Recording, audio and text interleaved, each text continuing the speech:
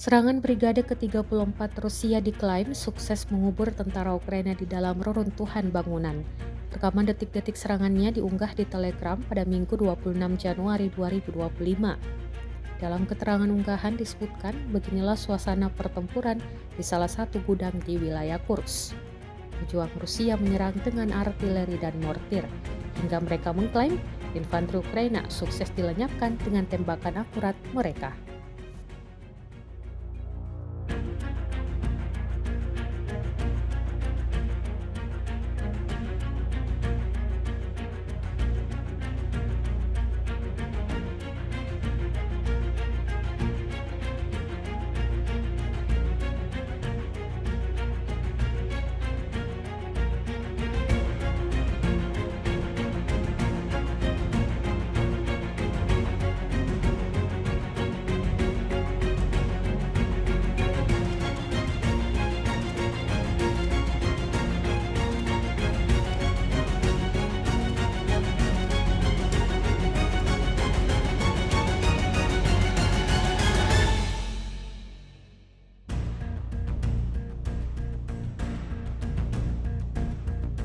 Download Tribun X sekarang, menghadirkan lokal menjadi Indonesia.